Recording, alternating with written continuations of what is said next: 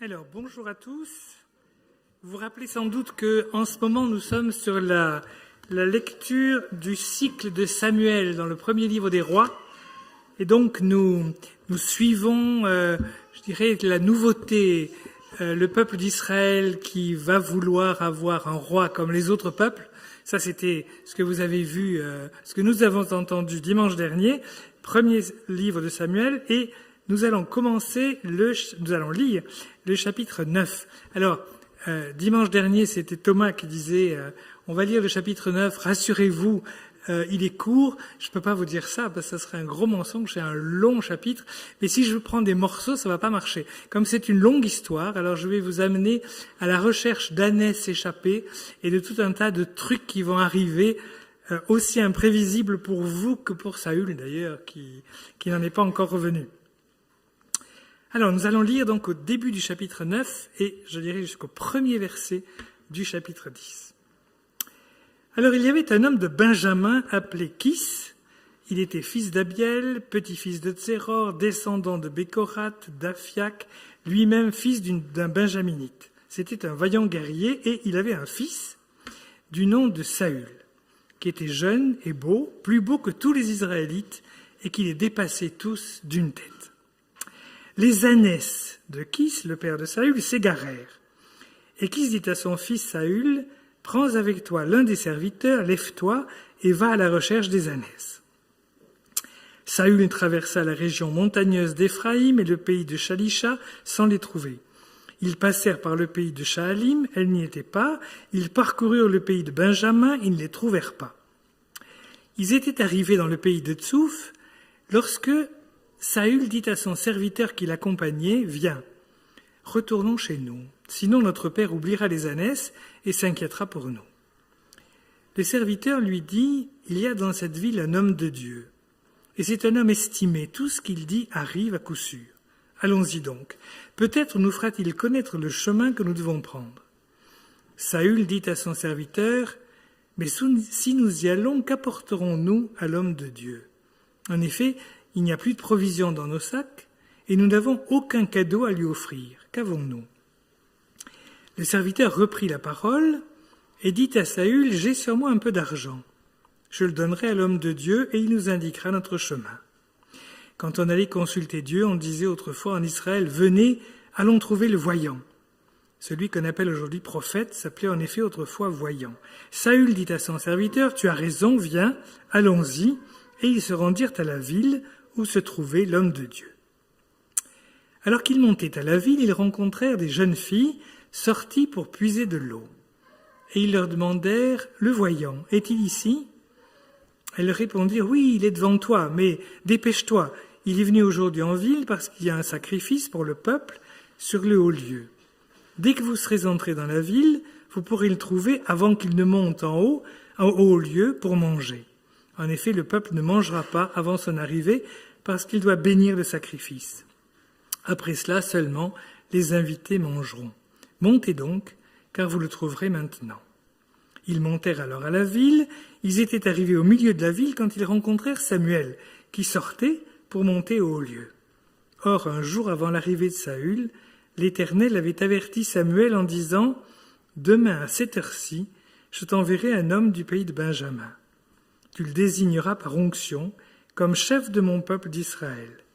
Il sauvera mon peuple de l'oppression des Philistins.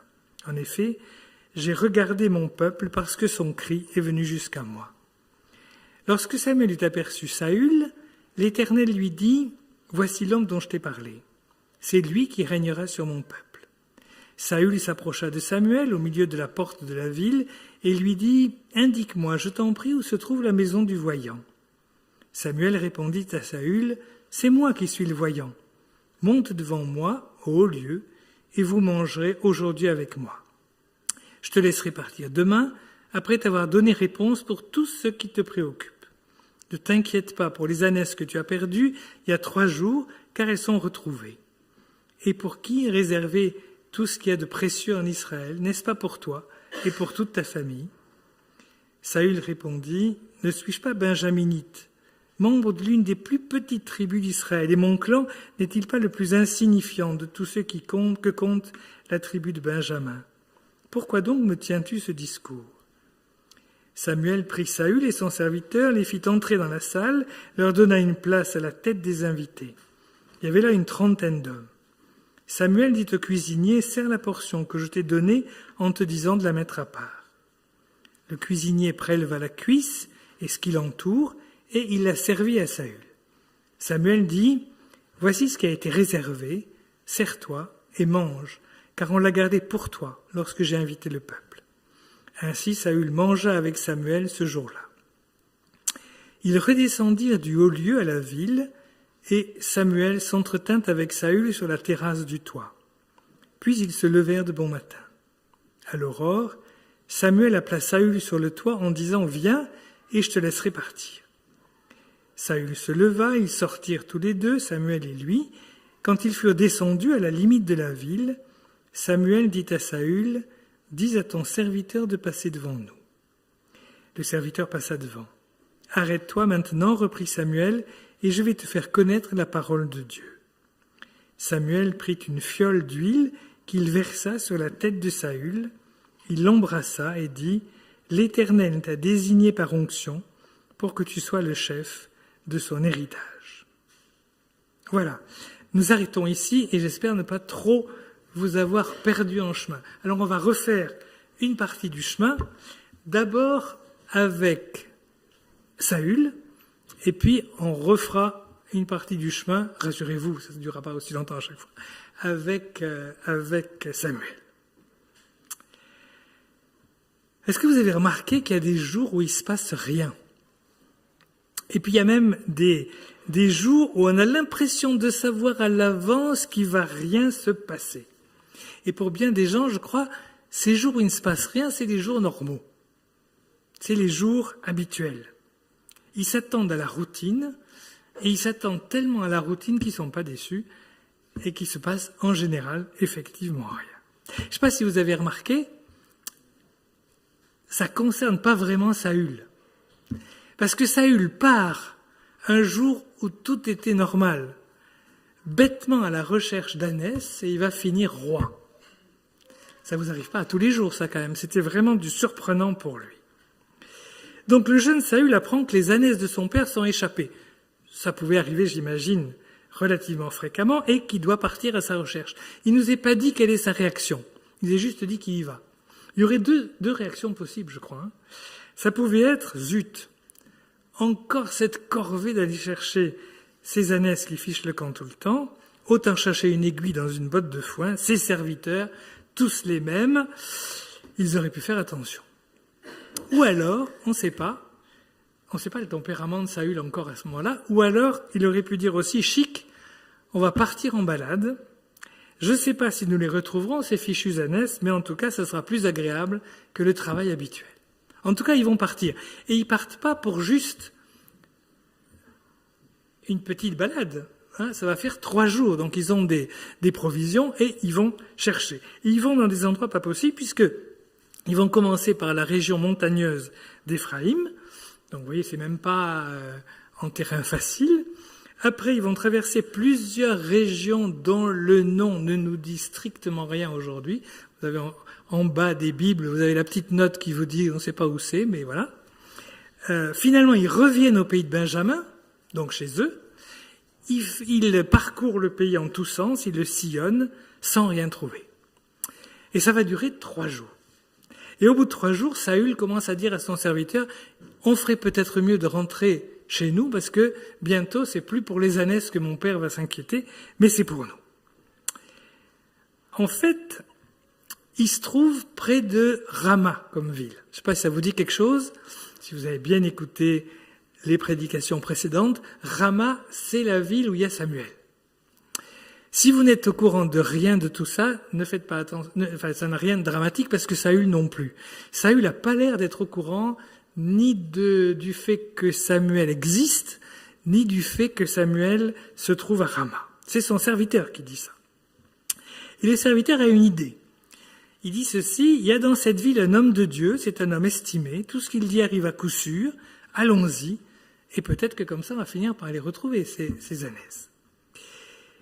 Alors d'accord, c'est pas une raison d'aller trouver le prophète d'une spiritualité lumineuse.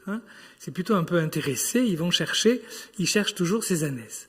N'empêche que ça prouve qu'ils avaient confiance dans la parole du prophète. Alors après, c'est Saül qui a une réaction, il dit, mais il tâte ses poches, mais il dit, mais qu'est-ce qu'on va bien pouvoir lui donner à ce voyant? Les provisions, on les a déjà épuisées et j'ai pas d'argent sur moi. Alors finalement, ça fait un peu bizarre, ça. On se dit, mais pourquoi mélanger l'argent, etc. Au fond, pour deux raisons. La première, c'est que il faut bien que le voyant mange. Et je pense qu'à l'époque, il n'y avait pas une organisation avec une fédération de voyants pour organiser les salaires. Ça, c'est la première raison. Et puis la deuxième raison, c'est que ils sont habitués quand même à des choses pas toujours très catholiques ni très évangéliques, puisqu'il nous est dit à la fois pour Samuel, pour les fils de Samuel, et puis pour les fils d'Élie, le prêtre dont Samuel avait été le disciple, que c'était des gens qui utilisaient la religion pour s'en mettre plein les poches, pour voler de l'argent, etc., etc. Donc voilà. Finalement, donc vous voyez, c'était pas si irréaliste que ça de se préoccuper des questions d'argent. Et c'est le serviteur qui va trouver quelques sous dans ses poches et il les donner donc au prophète Samuel. Ils vont à Rama, ils trouvent là des jeunes filles, et les jeunes filles leur disent, vous tombez bien, c'est juste le moment, mais dépêchez-vous parce que le prophète va être là, il y a un sacrifice sur le haut lieu, et puis après, vous savez, après le sacrifice, c'est le repas, c'est pas pour vous, bien sûr, qui êtes juste de passage, c'est le repas pour les gens invités, alors si vous voulez le toucher, c'est vite, vite, vite maintenant avant qu'il monte. Ils y vont, et là, rien ne se passe plus comme prévisible. Ils rencontrent un homme, ils lui disent alors, il est où ce voyant? Et l'homme lui dit, c'est moi le voyant, ça tombe bien. Et au lieu de se débarrasser d'eux, je pense que l'idée de Saül, c'était, si on lui demande pourquoi on veut le voir, si on lui dit pourquoi on veut le voir, il va se débarrasser de nous en nous disant, voilà, c'est à tel endroit, et merci pour l'argent, et je vais passer aux choses sérieuses, je vais monter au haut lieu, etc. Là, pas du tout. Samuel les embarque avec lui pour le sacrifice, pour le repas. Plus que ça, il met Saül à la place d'honneur et il amène les plats qu'on a prévus pour lui. Saül est complètement perdu. Et il y a même une petite phrase bizarroïde pour Saül, parce que le prophète lui dit, écoute, on verra plus tard pour la question pour laquelle tu viens, tu sais, tes ânesses, elles sont déjà retrouvées, donc t'en fais pas, maintenant viens avec moi. Et puis il ajoute cette phrase bizarre, et pour qui est réservé ce qu'il y a de précieux en Israël, n'est-ce pas pour toi et pour toute ta famille? Si vous savez qui va être roi, ça s'explique. Mais si vous ne le savez pas, et Saül n'en a pas l'ombre d'un début d'idée, je pense que la journée devient de plus en plus surréaliste pour Saül. Et donc on lui sert le meilleur morceau en lui disant « Voilà, c'est pour toi que ça a été réservé ». Puis ensuite, ils redescendent. Là, il va y avoir un long entretien entre Samuel et Saül. J'ai l'impression que Samuel serait quand même curieux de savoir qui c'est ce type qui va être le premier roi d'Israël et que Dieu a choisi lui-même. Donc, ils discutent, mais pour Saül, il n'y a toujours rien qui s'éclaircit. Il va passer la nuit à la maison, puis il ressort le lendemain matin. Ils vont ensemble, Samuel accompagnant Saül à la porte de la ville. Et là, il me dit, dis à ton serviteur de s'éloigner un peu. Le serviteur s'éloigne. Et Saül lui dit, arrête-toi maintenant, je vais te faire connaître la parole de Dieu. Samuel prit une fiole d'huile qu'il versa sur la tête de Saül.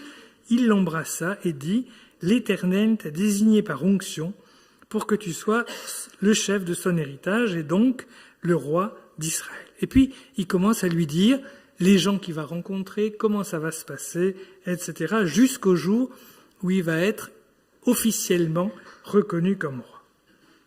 Alors, vous voyez, une aventure un peu bizarre.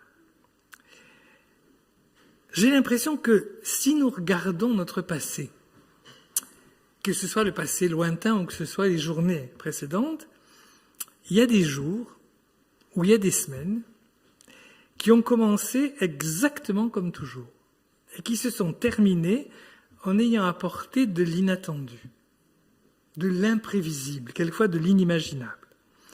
Alors, ça peut être un inattendu super heureux, et ça peut être un inattendu pas heureux du tout. Vous pouvez vous lever un matin comme un autre, et puis vous allez tomber sur la personne qui va devenir votre conjoint pour la vie, vous tombez follement amoureux. Changement quand même radical dans la version heureuse. Ou bien, on vous propose un boulot génial, magnifique, super bien payé, le rêve de boulot. Ou bien, etc., etc. Vous êtes angoissé par un problème quelconque, et ce problème va se dénouer, va se résoudre quasi miraculeusement. Ça, c'est la bonne version. Mais c'est vrai que ça peut être moins positif. On peut se lever un matin comme tous les jours, et puis on tombe malade, et cette maladie va marquer fortement les semaines, les mois, peut-être les années qui suivent. Je laisse à votre imagination le soin fertile, j'en suis sûr, le soin d'imaginer les versions négatives. En tout cas, ce que je veux dire, c'est que lorsque nous nous levons le matin, nous ne savons pas ce que la journée nous réserve. Même si nous croyons savoir. Nous disons, voilà, je me lève le matin, je vais aller au boulot, il faut que je fasse gaffe d'ailleurs à ne pas louper le bus, et puis là, je vais retrouver les collègues, ouais, toujours pareil, toujours les mêmes, etc., etc., etc. Et vous arrivez jusqu'au soir avec un optimisme délirant, et vous vous dites, au moins, j'espère qu'il y aura une série à la télé qui sera correcte, parce que vraiment, la journée, elle est pourrie. Vous ne savez pas ce qui peut arriver. Nous ne savons jamais ce qui peut arriver. Rappelez-vous une parole dans l'épître de Jacques. Elle nous dit, à vous maintenant qui dites, aujourd'hui ou demain, nous irons dans telle ville, nous y passerons une année, nous y ferons des affaires, nous gagnerons de l'argent. Vous qui ne savez pas ce qui arrivera demain. En effet, qu'est-ce que votre vie ? C'est une vapeur qui paraît pour un instant et qui disparaît ensuite. Vous devriez dire au contraire, si Dieu le veut, nous vivrons et nous ferons ceci ou cela. Et les plus vieux d'entre nous se rappellent peut-être qu'il fut un temps où les gens disaient assez facilement « Dieu voulant », un peu comme une virgule dans le discours. Alors, ça pouvait avoir un côté un peu répétitif, un peu artificiel, n'empêche que ça disait quelque chose qui était tout à fait juste. C'était j'ai mes projets à moi, mais voilà, entre mes projets et ce qui va arriver, je ne sais pas ce qui peut se passer. Ça avait du sens. Donc je crois que le début de la sagesse, c'est de prendre conscience que nous ne savons pas grand-chose, ou que nous ne savons plutôt rien, que nous baignons dans une incertitude radicale, que les projets que nous avons, ça c'est les rêves que nous avons, et c'est bien que nous en ayons, et c'est bien que nous imaginions les choses à venir, mais au fond nous ne savons jamais ce qui va vraiment se passer. Il suffit d'un rien pour que mes projets tombent à l'eau. Il suffit aussi d'un rien pour qu'il m'arrive des choses magnifiques que j'imaginais même pas. Chaque rencontre peut être un miracle. Et c'est là, il me semble, l'autre aspect de la sagesse. L'autre aspect de la sagesse, c'est que cette incertitude radicale, elle peut quand même être confiante. Non pas parce que je suis sûr que Dieu va faire arriver les choses exactement comme je voudrais qu'elles arrivent. Ça, si je vous disais ça, à part les plus jeunes, personne ne me croirait. Et encore, les plus jeunes, peut-être pas non plus. Simplement, nous pouvons faire confiance parce que quoi qu'il arrive, le Seigneur sera là. Que les choses qui m'arrivent soient les choses rêvées, celles dont je rêvais, que les choses qui m'arrivent soient des choses dont je ne rêvais pas du tout et que je ne souhaitais pas du tout, je sais que le Seigneur sera avec moi. Alors peut-être que nous avons besoin d'apprendre à nous attendre à l'inattendu.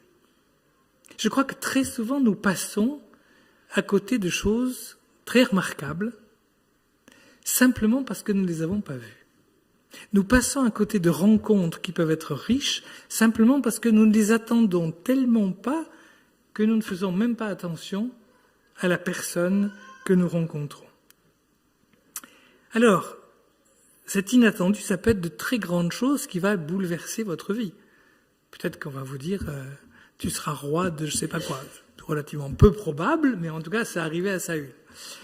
Mais aussi, ça peut être des choses beaucoup moins importantes, mais quand même. Ça peut être telle parole que vous allez pouvoir dire à quelqu'un, et ça va être très important pour cette personne. Ou telle parole que vous allez recevoir de quelqu'un que vous connaissez bien, quelqu'un que vous ne connaissez pas du tout, que vous rencontrez, et qui va vous faire du bien à vous. Ça peut être un sourire, ça peut être un mot gentil, ça peut être la possibilité de faire du bien à quelqu'un, ça peut être tout un tas de choses que nous ne pouvons pas imaginer. Et je crois que si nous sommes chaque matin, chaque jour, attentifs et disponibles, il peut nous arriver bien des choses que nous n'imaginons pas. Vous savez, quand Jésus dit « veillez », bien sûr, quand il dit « veillez », on pense tout de suite « veillez car vous ne savez ni le jour ni l'heure ». Et c'est vrai, ça peut être le retour du Seigneur. Mais ce n'est pas que le retour du Seigneur, je crois. Je crois que Dieu peut agir, l'Esprit Saint peut agir tout au long de notre vie, n'importe quand. Simplement, il faut que nous soyons attentifs pour ne pas passer à côté. Vous allez me dire, Saül, il n'était pas attentif, c'est vrai. Il ne pouvait pas passer à côté, on lui est tombé dessus. Le Saint-Esprit, si j'ose dire, via Samuel, etc., lui est tombé dessus de manière musclée. Bon, voilà, ça c'est quand même, pour être roi d'Israël, il y a quand même quelques conditions particulières. Mais dans la vie normale, tant que vous n'êtes pas roi d'Israël, j'ai l'impression que la plupart du temps, le Saint-Esprit est plutôt comme ce doux murmure, vous savez, doux et léger de la rencontre de Dieu avec le prophète Élie. Et que si nous ne sommes pas attentifs, nous sommes très très capables, je crois, de passer à côté. Alors ça, c'est le premier point. Deuxième point, c'est la même histoire, mais en nous penchant du côté du prophète Samuel. Du côté de Samuel, la vie n'est pas rose, du tout. Certes, il est respecté, mais il se fait vieux.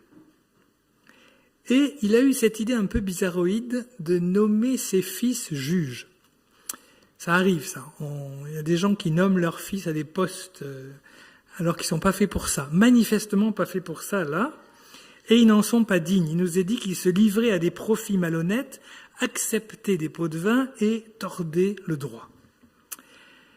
Vous savez, à l'époque, le peuple d'Israël, on l'avait déjà dit la dernière fois, avait un statut un peu particulier. Dieu avait voulu qu'il n'ait pas de roi, mais des juges et des prophètes. Simplement pour être en prise directe, on pourrait dire, avec Dieu. Le problème, c'est que c'est bien si les prophètes sont bien et si les juges sont bien. Là, les anciens d'Israël sont venus trouver Samuel et lui ont dit « Te voilà vieux et tes fils sont nuls ». C'est moi qui traduis, mais c'est un peu plus élaboré, mais c'est ça. Maintenant, établis sur nous un roi pour que nous soyons comme toutes les autres nations. Alors Samuel n'a pas apprécié, parce que c'est à la fois quelque chose qui est contre Dieu, un bon prophète, c'est normal qu'il n'apprécie pas, mais c'est aussi quand même quelque chose qui est contre lui. C'est parce que tu vieillis, là il n'y est pas pour grand-chose, mais parce que tes fils sont nuls. Alors il va se tourner vers le Seigneur et, à l'étonnement du prophète, je pense, le Seigneur lui dit « Écoute le peuple et ce qu'il te demande. Ce n'est pas contre toi qu'ils en ont, mais contre moi. Ils sont comme toujours depuis la sortie d'Égypte, ils veulent se faire des dieux. Alors écoute-les, mais avertis-les de ce à quoi ils s'exposent en demandant un roi. » Et alors Samuel va leur expliquer, avec beaucoup de sagesse, que s'ils veulent un roi comme tout le monde, ils auront un roi comme tout le monde, c'est-à-dire quelqu'un qui va les dominer, les écraser, les exploiter, prendre les meilleurs produits de toute leur production, etc., etc. Donc on peut noter au passage que Dieu semble avoir une vision assez réaliste sur le danger du pouvoir, et peut-être qu'on peut rajouter que c'est un danger du pouvoir qui me paraît à peu près aussi vrai aujourd'hui que ce n'était le cas à l'époque de la monarchie. Et puis la réponse du peuple, elle est toute simple, on s'en fiche, on veut un roi. Et alors on retrouve notre histoire. Pendant que Saül et son serviteur cherchent les ânesses, Dieu parle à Samuel et lui dit « Demain, à cette heure-ci, je t'enverrai un homme du pays de Benjamin, tu ne le connais pas, donc personne ne le connaît, tu le désigneras par onction comme chef de mon peuple d'Israël, il sauvera mon peuple de l'oppression des Philistins. En effet, j'ai regardé mon peuple parce que son cri est venu jusqu'à moi. » Et lorsque Samuel sort, vous savez, au moment où Saül est en train de chercher le chemin pour le trouver, lorsque Samuel sort, Dieu lui dit « Voici l'homme dont je t'ai parlé, c'est lui qui régnera sur mon peuple. » Alors, on est dans une situation étrange parce que Dieu demande à Samuel de faire ce qu'il n'a pas du tout envie de faire, c'est-à-dire de se plier pour obéir à l'opinion du peuple et en plus de nommer lui-même le prochain roi d'Israël. Vous vous rappelez quand le prophète Jonas a été dans une situation un peu pareille. Dieu lui demande de faire quelque chose que Jonas n'a pas du tout envie de faire. La réaction de Jonas a été de partir à l'autre bout du monde. Dieu lui dit « va à Ninive » et Jonas prend le bateau pour aller à l'autre bout. Là, c'est pas le cas du tout de Samuel.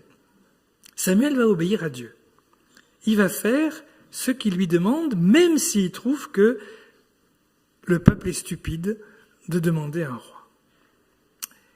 Nous ne sommes pas tous, je pense, des prophètes professionnels. Mais je pense que nous pouvons tous, et nous l'oublions souvent, être à l'écoute de Dieu. Vous vous rappelez, le jour de la Pentecôte, c'est un peu le jour où le Saint-Esprit a été répandu et ce qui était quelque chose d'exceptionnel pour des gens exceptionnels dans l'Ancien Testament semble être devenu quelque chose de normal, le Saint-Esprit venant sur tout le monde et la promesse étant pour vous, pour vos enfants, etc., en aussi grand nombre que le Seigneur les appellera. Nous pouvons nous mettre à l'écoute de Dieu en sachant que Dieu veut nous guider.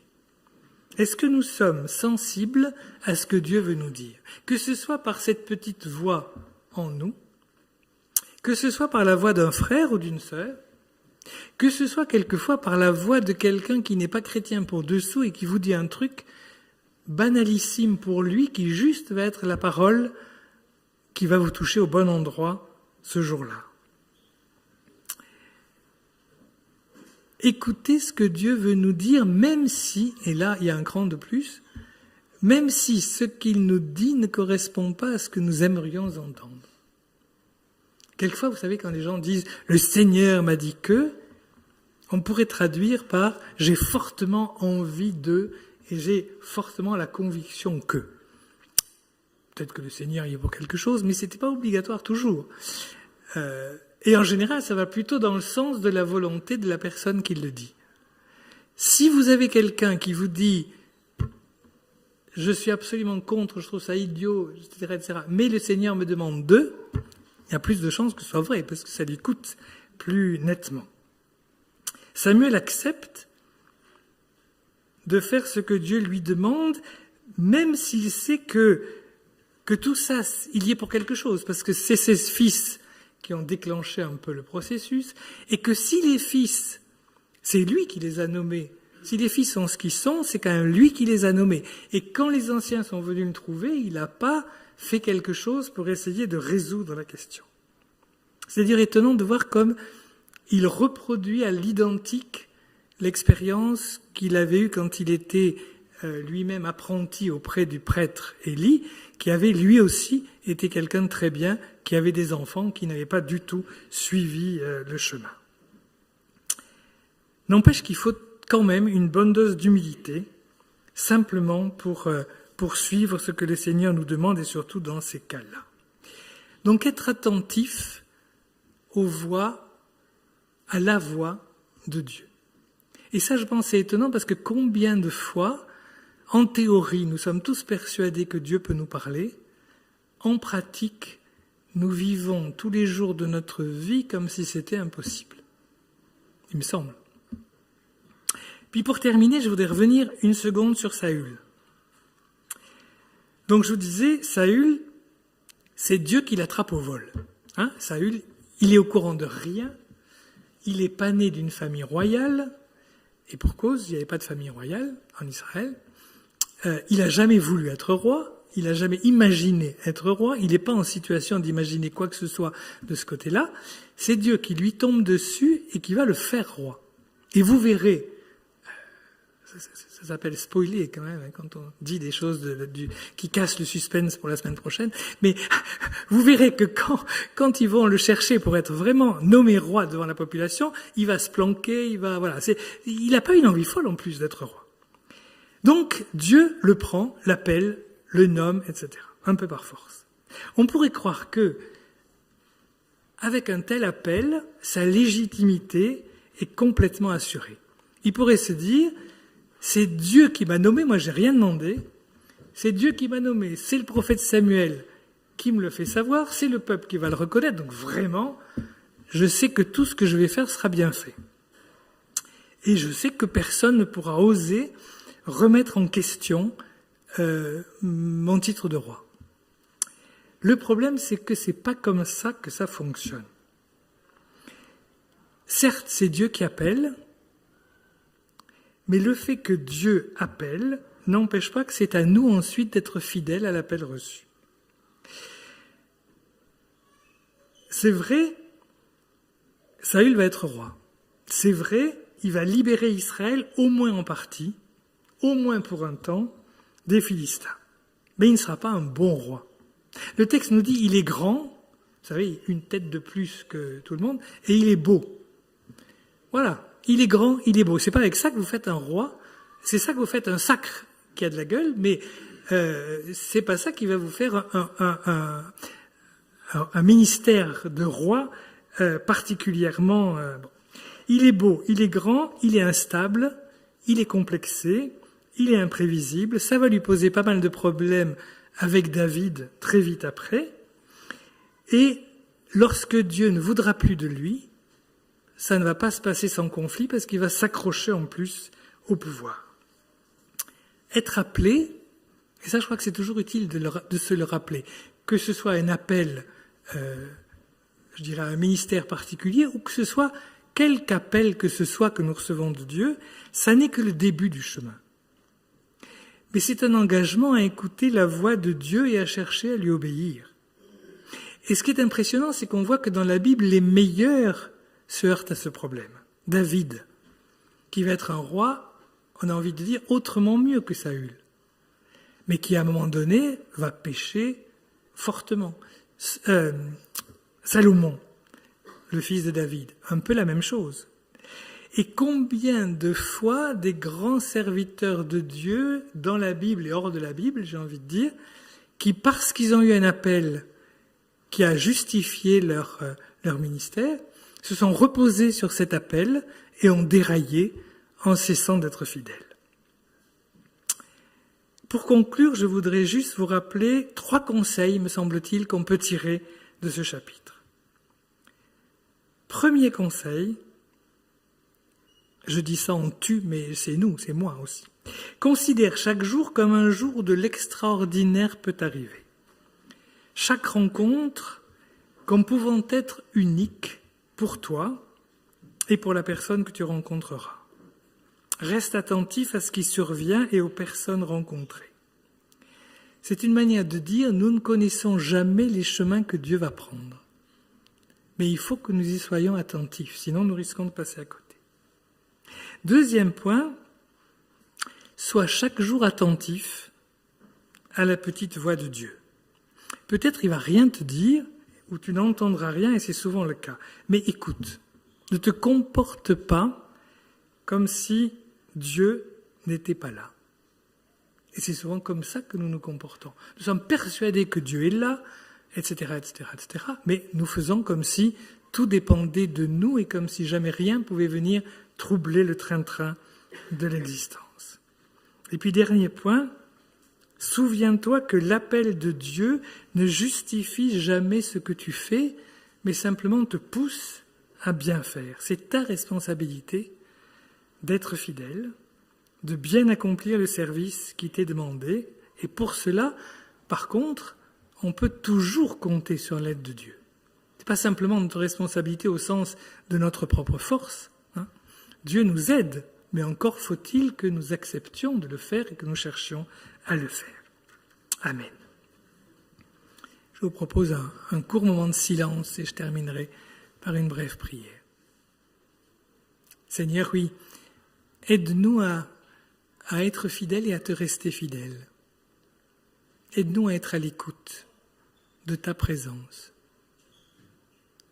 Aide-nous à nous rappeler que tu es présent, que tu es toujours là dans notre vie de tous les jours, dans les moments exceptionnels et dans les moments les plus habituels et classiques. Et puis, garde-nous attentifs à ce qui survient. Garde-nous attentifs aux moments, aux occasions, aux événements, pour être fidèles dans le concret de l'existence à chaque instant. Nous t'en prions dans le nom de Jésus. Amen.